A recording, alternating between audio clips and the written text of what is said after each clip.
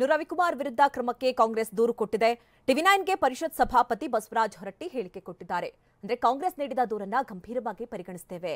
ರವಿಕುಮಾರ್ಗೆ ನಾನು ಮೊದಲು ಕ್ಲಾರಿಫಿಕೇಶನ್ ಕೊಡ್ತೇನೆ ಅಂತ ಟಿವಿ9 ಜೊತೆ ಮಾತನಾಡಿದ್ದಾರೆ ಬಸವರಾಜ ಹೊರಟ್ಟಿ. ಏನೇನ್ ಮಾತನಾಡಿದ್ರು ಬನ್ನಿ ನೋಡೋಣ. ಬಸವರಾಜ ಹೊರಟ್ಟಿ ಅವರು ಕೂತಿದ್ದಾರೆ, ನೇರವಾಗಿ ಮಾತಾಡಿಸ್ತಾ ಹೋಗ್ತೀನಿ.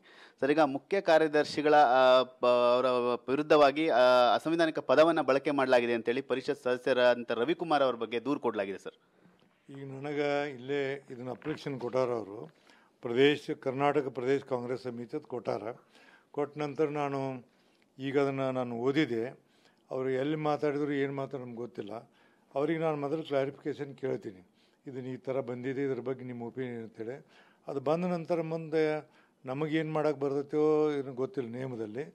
ಬಟ್ ಅದನ್ನು ಕೇಳೋದು ನಮ್ಗೆ ಅವ್ರು ಕೊಟ್ಟಾಗ ಕೇಳೋದು ನಮ್ಮ ಧರ್ಮ ಕೇಳ್ತೀವಿ. ಅವ್ರ ಉತ್ತರ ಬಂದ ನಂತರ ನಾ ಏನು ಮಾಡ್ಬೇಕು ಅನ್ನೋದನ್ನು ತಿಳಿಸ್ತೀನಿ ಮುಂದೆ. ರವಿಕುಮಾರ್ ಅವರಿಗೆ ಈಗ ಪರಿಷತ್ ಸದಸ್ಯ ರವಿಕುಮಾರ್ ಅವರು ಪತ್ರ ಬರೆದು ನಂತರದ ಉತ್ತರ ಏನು ಬರ್ತದೆ ಅದು ನೋಡಿ ಕ್ರಮದ ವಿಚಾರವಾಗಿ ಬೇರೆ ಮುಂದಿನ ಕ್ರಮ ಅಂತೇಳಿ ನಾ ಹೇಳ್ತೀನಿ ಕೇಳಿ. ಇವು ಯಾವುದಕ್ಕೂ ಅವ್ರ ಮೇಲೆ ಕ್ರಮ ತೊಗೊಳಕ್ಕೆ ನಮಗೆ ಅಧಿಕಾರ ಇಲ್ಲ. ನಿಮ್ಗೆ ಇದ್ದದ್ದು ಹೇಳ್ತೇನೆ. ಅವ್ರನ್ನೇನು ಪರಿಷತ್ ಸದಸ್ಯನ ತೆಗಿಯೋಕೆ ಬರೋಂಗಿಲ್ಲ, ವಾರ್ನಿಂಗ್ ಕೊಡೋಕೆ ಬರೋಂಗಿಲ್ಲ. ಬಟ್ ನಮಗೇನಂದ್ರೆ ನಾವು ಸಭಾಪತಿಯಾಗಿ ನನಗೆ ಕೆಲವು ಕೊಟ್ಟಾಗ ಪ್ರದೇಶ ಕಾಂಗ್ರೆಸ್ ಪಕ್ಷದವ್ರು ಅದನ್ನು ಕೊಟ್ಟಾರಂದಾಗ ನಾವು ಅದನ್ನು ಗಂಭೀರವಾಗಿ ತಿಳಿಬೇಕತಿ. ಅವ್ರ ಒಪಿನಿಯನ್ ಕೇಳಬೇಕು. ಸೋಮುಟಾಗಿ ನಾನು ಏನಾರು ಹೇಳಕ್ಕೆ ಬರೋದಿಲ್ಲ. ಅವ್ರ ಉತ್ತರ ಬಂದ ನಂತರ ಆವಾಗ ಅದಕ್ಕೆ ನಾ ಏನು ಮಾಡಬೇಕು ಅನ್ನೋದನ್ನು ತೀರ್ಮಾನ ಮಾಡ್ತೀನಿ.